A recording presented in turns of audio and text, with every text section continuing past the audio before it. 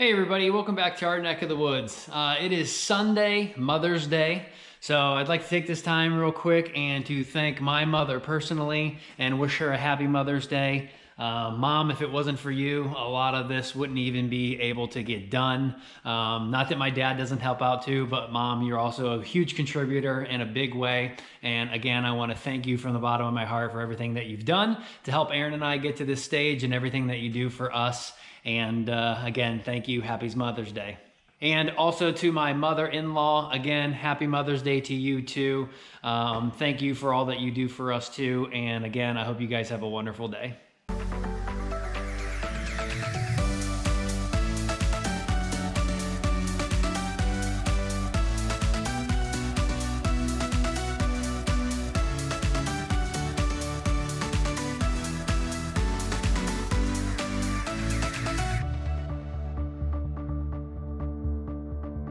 Okay, so on to the start of this video. Don't know how it's gonna go. Again, it's Sunday, Mother's Day, so Aaron and I aren't gonna do a lot. We just got back from my in-laws, and it's an absolute freezing cold, rainy, miserable day outside, and I'd rather just sit on the couch and do nothing. Coming back from my in-laws, my father-in-law was able to pick up a few more supplies that we needed. We actually didn't break down the temporary electric panel out front. We just went ahead and bought a new breaker. As you can see, we have power in the garage. We have got the panel all buttoned up in the garage. So out here, we've got our 100 amp breaker that came with the panel. Again, we've got a 15 amp for the lights, 20 amp for this 4 receptacle over here, which is GFCI protected over to that receptacle. And then we've got the 20 amp going throughout everywhere in the garage. Now, one little thing I wanted to share real quick. You guys have mentioned this before in the past. It's a electric meter that can measure, obviously, static. And when you stick it into the small outlet of an outlet, it's supposed to register power. And it turns red and blinks. But as I was going around and testing my outlets for the very first time, some of them actually don't go off. So this is why you shouldn't actually trust one of these when you stick it in a hole, which of course it's doing it now. I swear it wasn't doing it earlier. But when you go to stick that in a hole, if it's not registering power, don't go and just start touching outlets because you think it is dead. Grab an actual device and plug it in there. I think what actually happened was I've already tested that outlet with a hair dryer and they're tamper resistant outlets. So I think the plug must have punched through the tamper resistant and that allowed this to now get closer. So these outlets over here, if it does the same thing, one of these may not actually go off. And of course those do. And now I look dumb and I can't get to this one. I don't feel like moving those panels, but I swear I tested this thing 3 times on that top outlet on the right, shoved it in, moved it around and did everything, and power was not actually getting to this and setting it off. I was able to stick it in through the side here and get towards the screw. That set it off, so I knew power was there, but again, something with that tamper resistant, it must not have been working. So if you guys are gonna work on electrical, actually grab something that has power where it will jam a lot further in there and move those tamper resistant spots open, and that'll actually tell you if it is shut off or not. Now, again, I apologize for the echo, so I'll try and talk a little bit quieter down here. But here's what we've got going on in the panel so far. You can see we've got these massive wires coming up. I think it's 350 aught or something that goes up and powers the 200 amp breaker in here. Now, the good thing about this breaker that came with this panel, the breaker was big enough to actually accept the full thickness of that wire. So we actually didn't need those plug adapters that we needed out at the street. Those needed a much smaller wire to go into the breaker. And then it had to enlarge to meet this roughly 3/4 of an inch size wire. But this breaker is obviously better than the one that's out at the street panel. So as you can see, there's no more water in the basement. So I have overdug that well a little bit more. And right now the coupling on the outside of here is still disconnected. So I think someone had the same idea as me. What we're probably gonna end up doing is on that rubber coupling, I'm probably gonna cut a slit in it and make it as wide as the gap is where those two pieces of 3-inch conduit do not come together. So that way any water that fills up the 3-inch conduit on the outside will go up to the piece of rubber coupling and will drain down through the stone, hit the French drain, and then will be taken over to the sump pump. But with that gap in that rubber piece of coupling, water now can't get in through here and start working its way to the house. I'm gonna pop this cover when it's not 40 degrees outside and spray foam the crap out of this, so that way we're kind of helping it water seal, but we're also air sealing.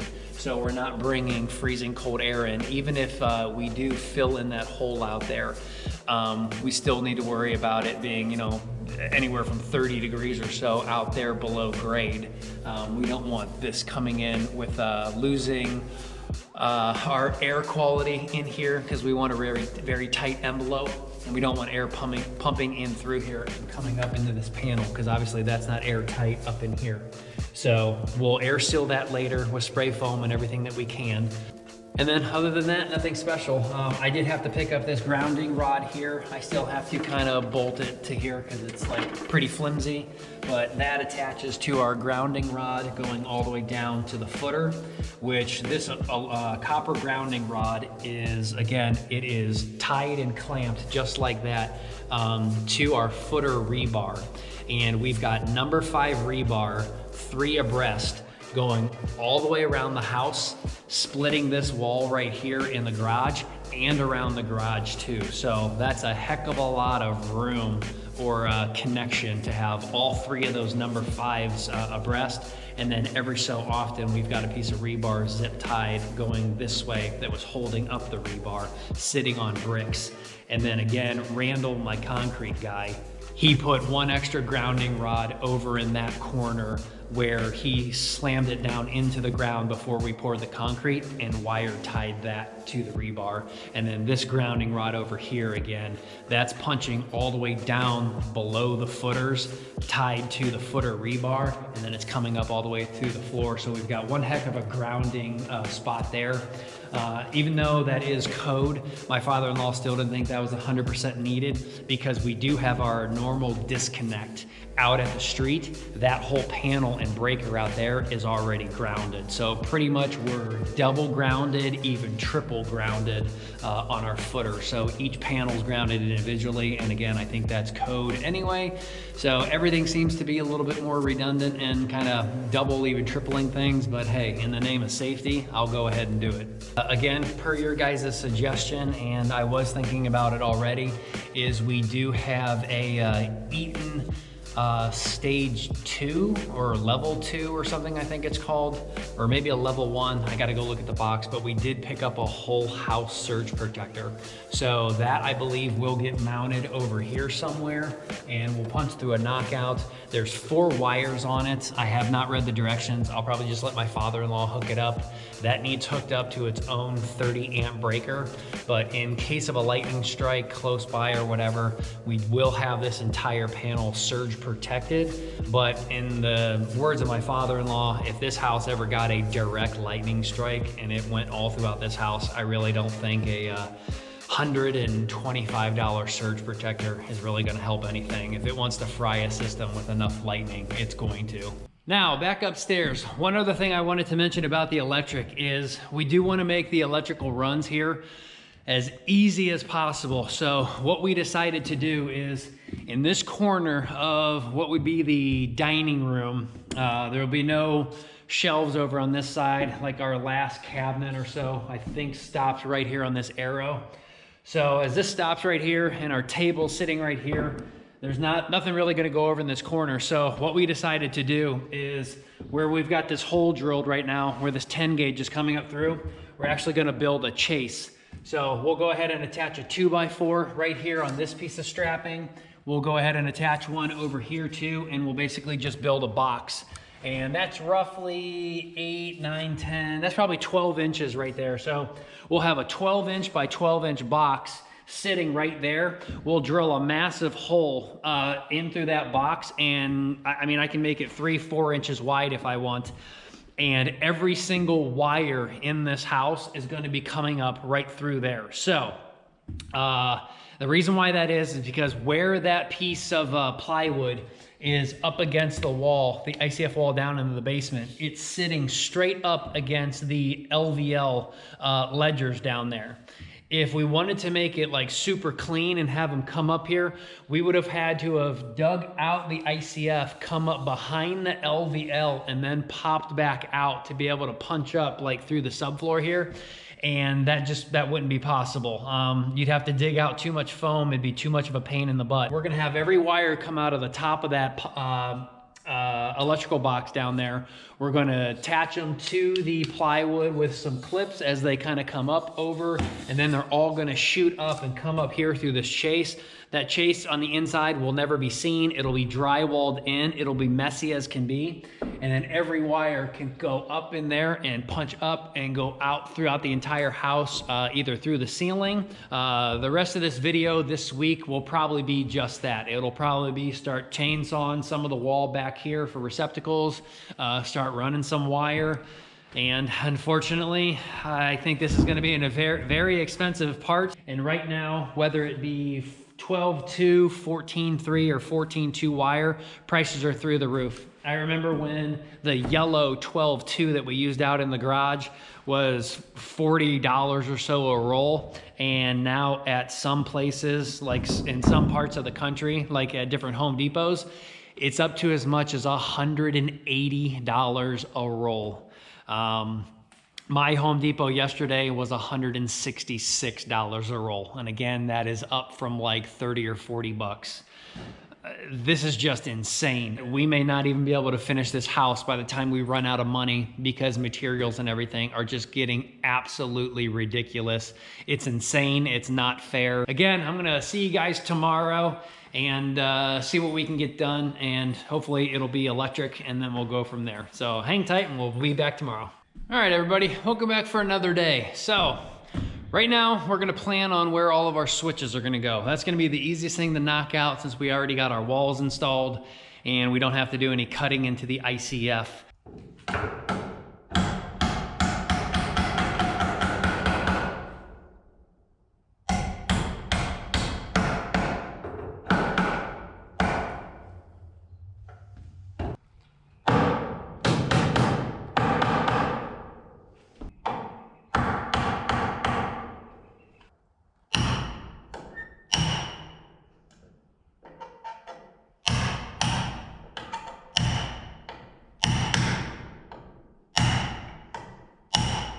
Well, if you haven't noticed, that blocking makes for a really annoying time to get those in.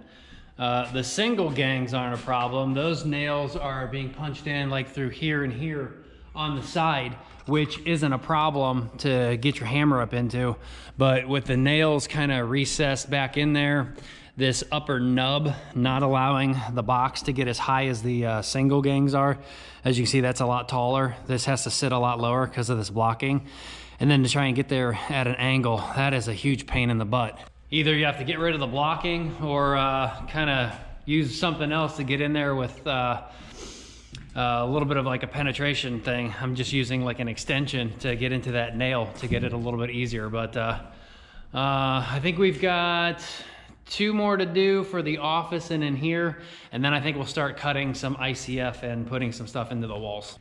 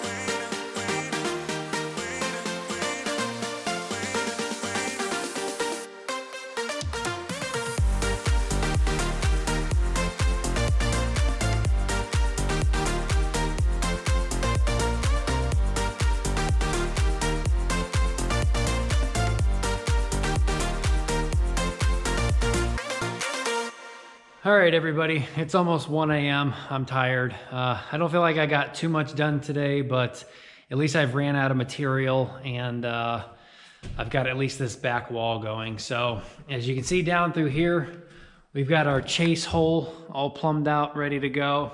We've got our first wire going down to the panel. That's the power wire that's gonna come over here and feed this box. Now, I can't remember if I mentioned, but we were gonna go with a 3-gang, but I think it's gonna be better to do a 4-gang, and unfortunately I can't find ICF 4-gangs. So we're gonna do 2 and 2. So coming down to this 2-panel switch over here, we've got the power, we've got the dining room, and then we've got a jumper wire that will go over and feed this electrical box. And that's gonna be the walk-in light that'll be up here that you saw me run. And then we've got the soffit light going out there that'll be powered. So again, this switch is gonna light up all 3 soffit lights on the garage, the one above this window, 2 on each side of the porch overhangs on the soffits that run down the house this way. And then we'll have 1 more probably above this window in the master.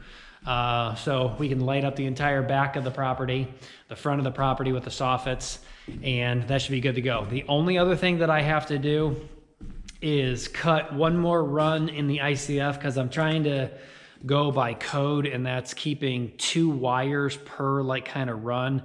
Like I think even when you core drill a hole like through a stud, you can really only put 2 wires through 1 hole. So we've got 2 wires in this one, 2 wires in this one.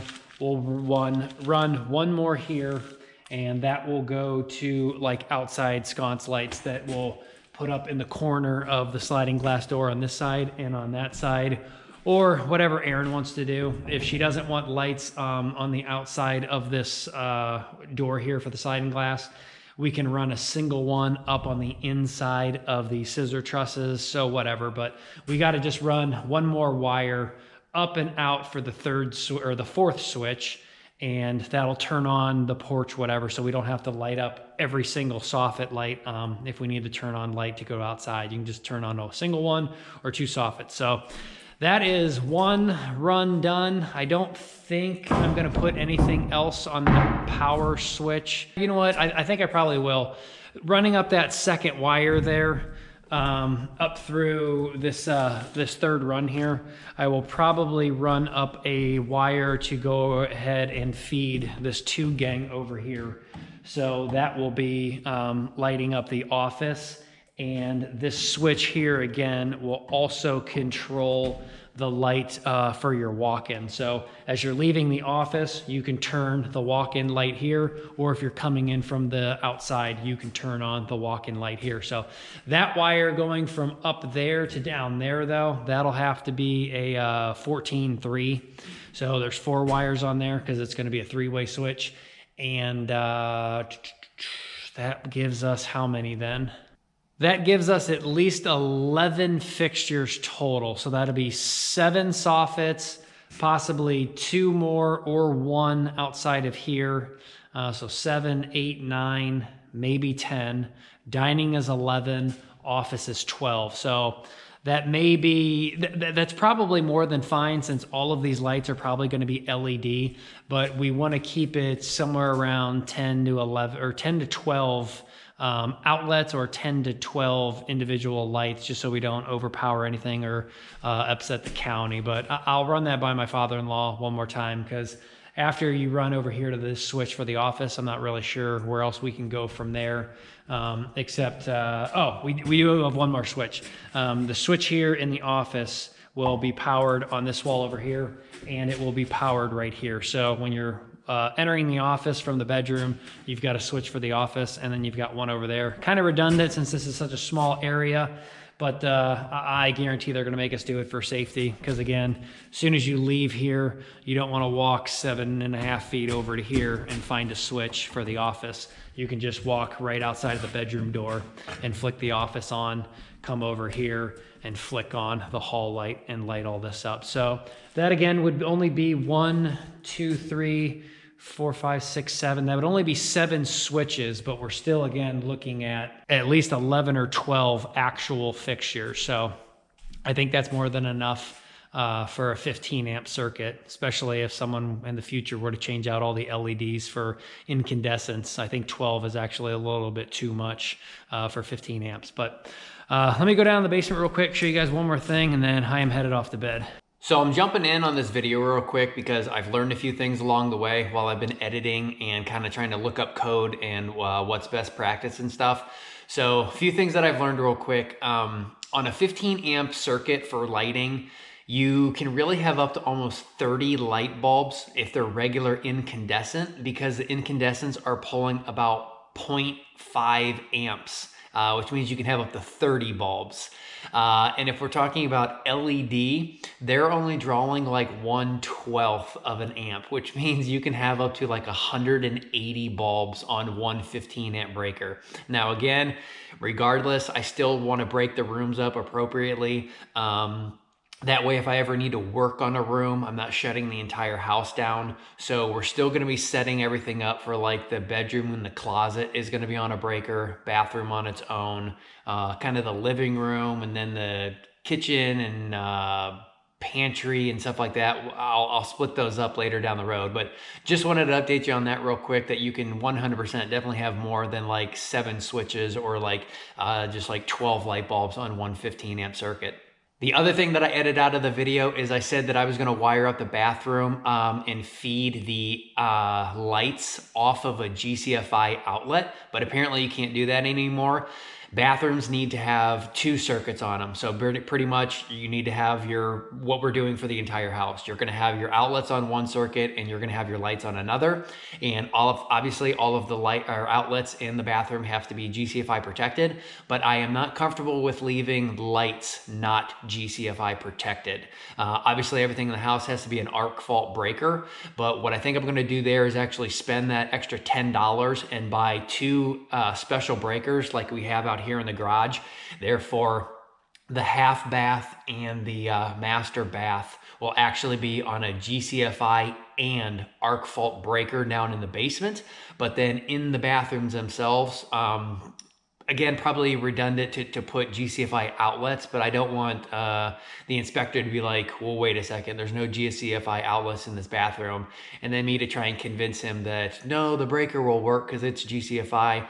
I'll just do the 2 for the breaker and the outlets, but at least again, in the bathrooms, if I'm ever standing in water because the toilet floods or something like that, and I go to turn on the light switch, at least the breaker down in the basement will be arc fault and GFIC protected. So everything in the bathroom and probably the laundry room too is just that much more safe. All right, so last thing over here, earlier today, I did go ahead and install the surge protector. It's not where my father-in-law wants, but unfortunately, we're gonna have to probably move it down the road. If you look over in here, we don't have any knockouts in the middle here. So unfortunately, I had to either install the surge protector down here or try to install it all the way up somewhere, yeah, up in here. The problem is the surge protector wires were only about 7 or 8 inches long. So if I installed it all the way up in here, our ground bar is somewhere around in this area, and our neutral bar is somewhere around in this area. The ground would have never have gone all the way down there and made it. So I had to install it on the bottom here and then hook in the double breaker down here. Now, if he wants to change that out one day, not a problem. We can put a plug in the knockout that I punched out. We can kind of make our own knockout right here and then just come straight across here and hit it on the 2nd and the 4th breaker slot. And that way, it shoots straight in just like it is now. But for right now, it is hooked up, it is working. It was simpler than I thought. Pretty much just green to ground, white to neutral, and then you've got a red and a black, which go to each side of a 2-pole breaker. So both lights are on. You can see it says protected when both lit. So surge protector's on. May not be doing 100% all the way at the bottom, but it is still hooked up, and it may do something. But like we've said before, if there's a huge lightning strike, probably nothing's gonna protect us. But I did see in the warranty though, that I think they called this one a 2-phase surge protector. or a type 2 surge protector. I believe if that fails, if the house is hit by lightning in the warranty, it says Eaton will protect up to $25,000 worth of damage. Don't know how easy that is to get that warranted, but it's something. So again, that's going to wrap this up for today. We'll see you guys tomorrow or later in the week. We'll start running some more wire, and then we'll get this video finished up soon for you guys. So hang tight and we'll see you then. Hey everybody, welcome back for another day. It's a beautiful spring, shiny day, a little cool still, but just got back from the store and we just spent another, $1,500. Kill me now. So overall, I don't think it's too bad. I did pick up everything at Home Depot in this run, and if you add that up to the 2 or 3 times we've been to my father-in-law's supplier, I want to say we're up to about $5,000 now. This is pretty close to being everything needed for the house. We still need a few dozen arc fault breakers. Home Depot didn't have any, and if you remember, they pretty much only carry the GCFI and the arc fault. I only need the arc fault to save some money, so we gotta order those through his supplier.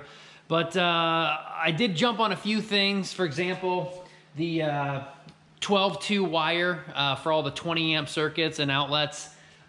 Those are down to $140 a piece, down from $166 over the weekend. So they probably do that to screw you on the weekend. We picked up some 10-3 wire that unfortunately has to run our dryer. I wish we had a gas dryer so we didn't have to pay this crazy money and we could just run a gas line. Fortunately, the oven is gonna be gas and the fireplace is gonna be gas, so there's no major electric we have to run there. But that roll of 10-3 was $225. Oh my God. And they only had 100 foot. I probably could have gotten away with only getting a 50-foot roll, but I figured buying the extra, maybe we'll probably end up having to use it elsewhere because I don't know how the boiler's going to be run.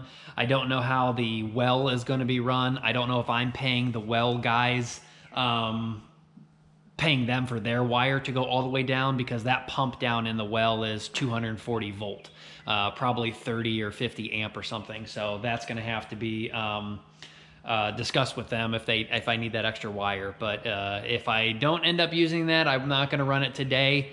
Maybe I can go return it and pick up a 50-foot roll, but we'll see what happens later down the road. All right, everybody, it's going to be another late night and coming to a close on this video. The goal here is to get the first light turned on inside of the house for the very first time. Unfortunately, that light bulb pretty much is only going to be over in the master closet, the way that my runs are working out. And then we made another Home Depot run, which puts us up to about $5,500 now for all of our electric. Although this $500 run today, 250 of that was for a new power tool.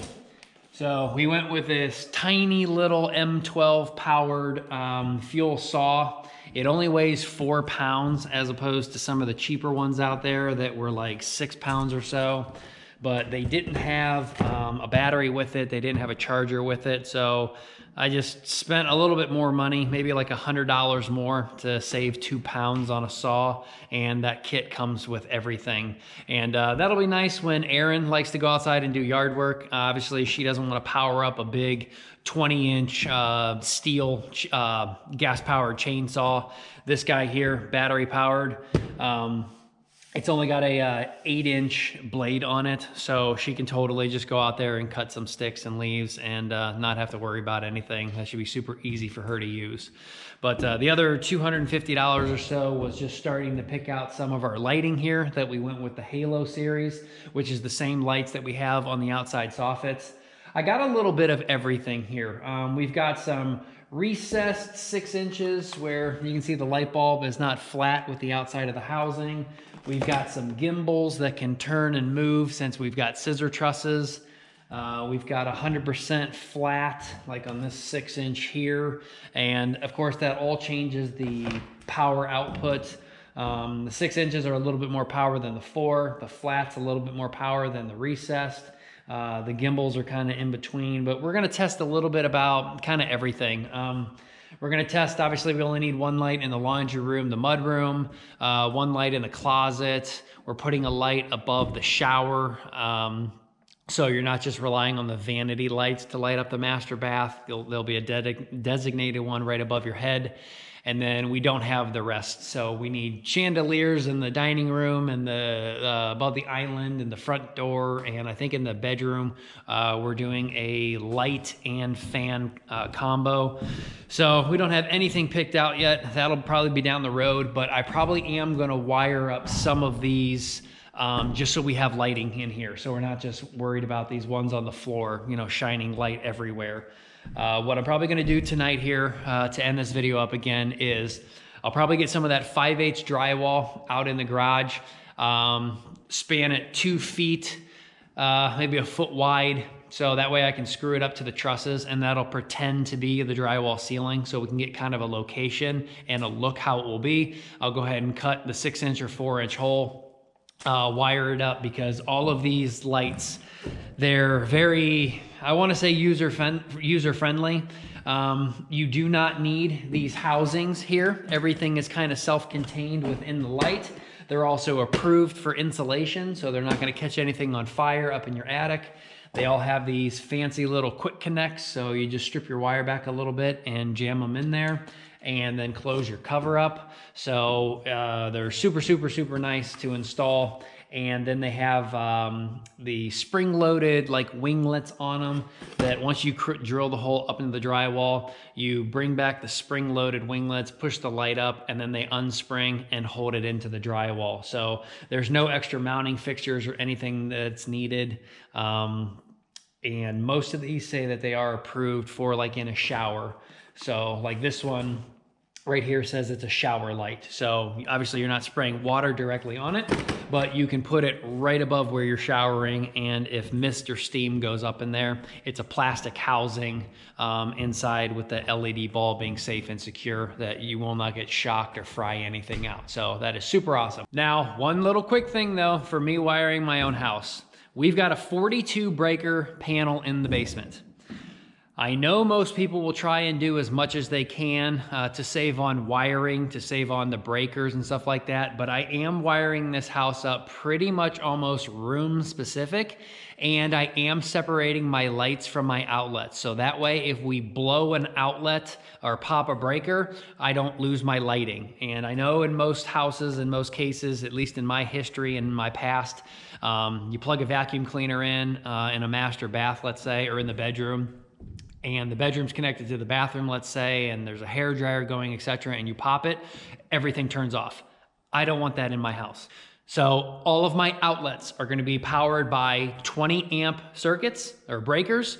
They're gonna be all on 12-2 wiring, and all of my lights are gonna be on 14-2 or 14-3 wiring on 15 amp circuits or 15 amp breakers. So again, that keeps it kind of separate. We've got plenty of outlets or breaker spots that we won't be running out of anything. So if it does seem horrible, for example, I already told you guys on that first run that we were doing on that first circuit, we've got 7 soffits, 1 to 2 outside porches, the light on the inside here, the light on the inside of the office, and the dining room. We're only looking at 11 or 12 lights and 7 switches. We probably could have kept going, but I don't want to do that. So the next run that I have run is literally a 15 amp breaker, and all of that wiring is only going to be powering the bedroom light with fan going over to the closet, and that is it. So you're literally only having 3 switches and 2 lights on an entire circuit. That is a complete waste of wire, time, and money. But again, I want it separate for that specific reason. It's not overloading the system to go ahead and put a couple more on this run over here. I want the bedroom separate from the office and the dining and the outside. And the reason why I didn't include the bathroom on that circuit is because the bathroom, I would like it to be all GCFI protected, even though I thought I read online yesterday, bathroom lights don't actually have to be GCFI protected. So hang tight and cut that drywall. We'll get that going. We'll finish out that switch box over there, and then we'll turn on our first switch, and hopefully for the first time, our house will have power. All right, so for the closet, we're starting out with this one here. Like I said, just a piece of drywall. to go up to screw into each one of the trusses going across there, and the middle of the room is more on this side, so the light will pretty much go like that on this truss over here. But just cut out a 6-inch hole. The winglets keep it supported on top of the drywall. You still have a little bit of movement in here, and then we can plug it to the box.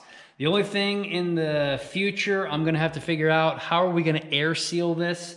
They do make some fireproof type boxes that you can put down over this. So for example, if I put a bead of spray foam all the way around here and then set that down over top of there, that will keep any of the insulation away from this, and it'll be air sealed like that because you will have a gap obviously around here. There's not a gasket or something in here protecting from the drywall to here to like seal that in. So we will have to protect that, but I'm just gonna screw this up here, and then the box over here, again, it just screws into the light right here, and then you've got 2 knockouts on each side that you can bring your wiring in. And again, on the inside, you've got your quick connectors, and there are 2 spots right here. Well, I'll send a screw through there and just kind of for right now secure it to one of the trusses so the box doesn't move around. But other than that, this light does have 5 different adjustments. So we've got anywhere from that 27 Kelvin, which we used outside, that really warm, more yellow type light, all the way up to 5,000 Kelvin, which is like a super intense white daylight type light. In the closet here, when obviously the light is off, the sun is down, not coming in through that window, with a lot of clothes in here, you're probably gonna want as much light as you can. So we may shoot for say around 3,000. And this light here, I believe, is around 1,000 or 1,100 lumen. So we'll test it out here. I'll turn all the lights off, get this hooked up, and we'll just see how bright it is.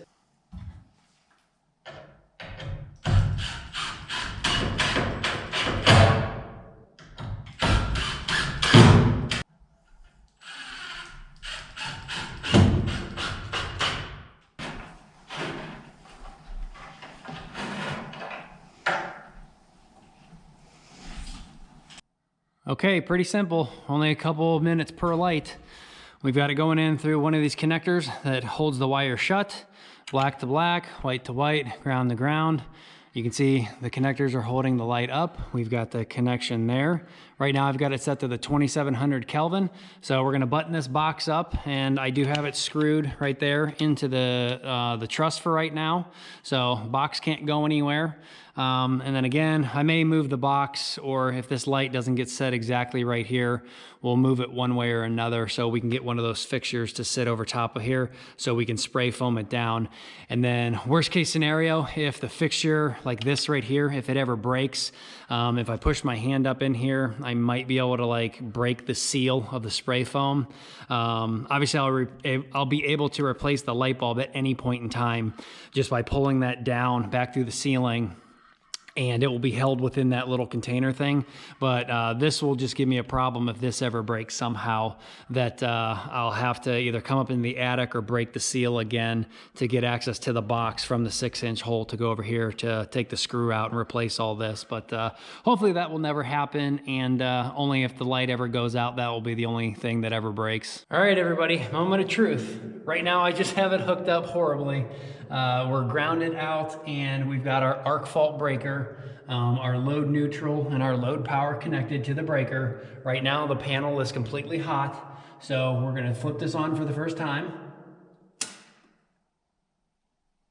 All right, well, that's a good sign. You didn't hear an initial pop, which if we test the breaker, okay, the breaker does work because the test button works. So that means none of the wires up there are arc faulting, so they're not close to each other. So that's a good thing. So let's turn that back on, leave that alone, don't touch it. Now I'm gonna go upstairs and test the wire going from that breaker to the home run, as it would be, to the very first switch. And we should have power, which the light's not turned on, so that's another bonus. So let's get our little magic wand out here. So we should have power coming directly from the panel down to this 3-way switch inside of the master bedroom here. The power should be on the bottom black.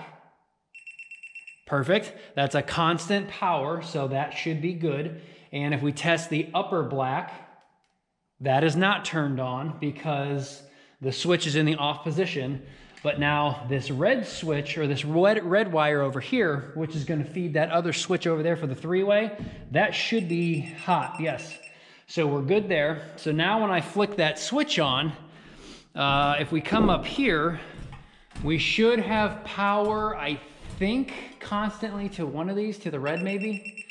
Yeah, so the red's hot right now, but the black is not, and the other black is not. So the reds up in that junction box will get tied together. That red's not gonna go to any light or fan up in here, so the light or the fan's not gonna be on. You twist tie the reds together up into the box, and then that's not being done right now, so nothing on this switch is powered. This is all dead. Those wires are just sitting up in there. But as you can see, I put yellow twist ties on all of the wires up there because that is hot up there now. But when you flip this switch on, and if those are connected for the reds, that should bring power also to that upper spot over there. I'm still not 100% sure on that. I'll check it out later, but we'll deal with that when we actually figure out what light we're gonna put up in there. But the fan switch here is just a turn dial fan switch. That's what's gonna be controlling the fan all on its own, so we don't have to like pull a string constantly. And it's got a low, medium, and high setting.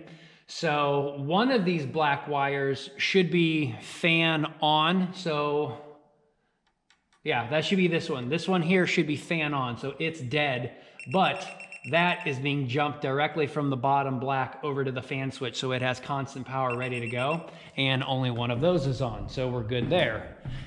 And then last, we come over and finally test this one. Our fan, or our light in the up position should be off, which we are, and bottom is on. So we've got power. We've got no ground faults, we've got no power, and for the first time in our house, do we have light? We do. And this light sucks. I don't know how that's showing up on camera. Let me kill this bright halogen over here real quick. All right, so as you're standing in a master closet that is 14 something by 10 something, is this enough to pick out your clothes? I'm gonna say no. Especially as you can see, you've got real black dark corners up in here.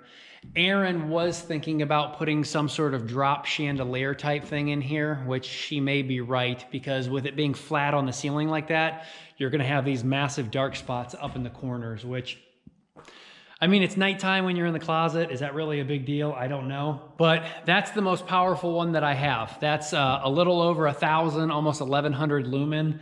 So any of the ones that are recessed back up in the fixture, that's gonna make these dark spots go even lower. This one here is at least completely flat. So that is not gonna be a great light, although that is set to the 2,700 Kelvin. Let me kick it up to the 3,000 or 4,000 and see what that looks like.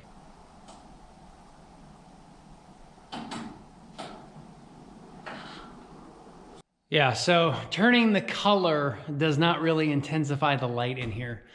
So we may have to get, like I said, something drops down so you get some light all the way up and around kind of the ceiling area, which again is probably not needed. That's gonna be shelving up there for like long-term storage, so you don't really need to see up on a third shelf that, I mean, you're gonna need a ladder to reach anyway. I mean, that's, I'm holding up my hand there over 8 foot probably, and these ceilings are almost 11 feet, so that's not really going to matter much unless you get something to drop down. But Erin's on her way out. She's gonna tell me real quick if we need 2 or 3 in here, or if we're gonna need, again, like a drop down chandelier. Well, pretty dark for a closet, isn't it? A little dark. You know what would be good? What? A chandelier. Now hold on, what about the light color? This one has 5, it's not gonna increase the intensity, but there is 5 of them. So that's 27, this is 3,000, that's 35, that's 4. It's so That's 5. good. What was that? Ugh. It's very like a... Well, that's daylight, which you hate. I mean, I don't know what you want in a closet, but... So, I mean, if you're picking out clothes in a closet, I guess you're gonna want kind of more of a daytime light so you can see what you look like in the middle of the daytime, like walking outside. But, I don't know, it's still not bright at all for a closet. So we either need 2 or 3 or 4 in here, or like you said, something that hangs down and casts it down and 360. Yes. I don't know, what do you guys think? Vote for chandelier. Now I am wrapping this video up. I was gonna head to bed, but just couldn't sleep without knowing if these gimbals were gonna work, if I needed which lights to wear, the switches. Like I said, I forgot FedEx or UPS dropped off my ICF boxes here today. So quickly got all those wired in and everything works perfectly. We've got the dining room light right here, which is connected to nothing, but no power goes up there unless the switch is turned on. Then this switch here, we've got all of the outside 7 soffit lights. This switch here will be either 2 sconces above the doorway here, or maybe some more recessed lighting out in the porch. And then again, I have my first 3-way switch done. So as you can see, for this one up in here, I went ahead and used a gimbal because obviously that ceiling is slanted, so I didn't want the light to all shoot out this way. I wanted to go straight down into the doorway. So we've got a 6-inch gimbal shooting straight down, and we went ahead and did the exact same thing here in the office because again, we're dealing with the scissor trusses. So first one works perfectly. Turn that one on as you're leaving the bedroom. You can come over here and turn it off. And then when you're walking out of here and into the main house, you turn this one on, which also you can turn on or off when you enter into the house. So we are done. That works perfect. I did make one mistake though. This light was constantly on, and that's because I thought the switch here that controls that one over there, I thought it needed a power source from this switch. So on the bottom black, going over to the bottom black, I had a jumper wire, but that was feeding this switch then. All 3 ways was getting power, which of course this switch already has power right now because it's getting it from the red, which is going down at that diagonal down to the black one down there. And then when the white one flicks up, it transfers it opposite through that switch. So yeah, so I'm gonna wrap this video up here. Like I said, tomorrow and later this week or this weekend, we'll start working on all the outlets going through here, and we'll finish up wiring everything in the master bath. But guys, we got lights. We don't have to use these anymore, although they're helpful because you can move them around, but they're extremely bright. This one here is a halogen, so it's like 9 million degrees Fahrenheit. That Husky that's down in the basement right now, it's only a LED, very light, not a lot of power. It doesn't get hot. And this isn't bad. I don't know what it's gonna look like when you actually have drywall ceiling on and everything, but this is just these 2 for right now. We've got more going in again above the fireplace, maybe some up here in the scissor trusses, front chandelier, everything going on over there. So we still have a ton more to go. But again, I'm gonna get cracking at it in another video and later this week. And I hope you guys enjoyed this one, because this really makes me excited that for the first time we've got light in the house and I don't have to be running off of extension cords and stuff. And we can actually get some work done throughout the night. So again, wrapping it up here. Thank you all for stopping by. Please like and subscribe if you enjoyed the video. Comment as always, and if you want to hit us up on NeckofTheWoods 2020 on Instagram, if you want to message us or see any of Erin's pictures and stuff that she likes to post up there, we'll see you guys over that way too. So again, hope you guys enjoyed and hope you guys all take care.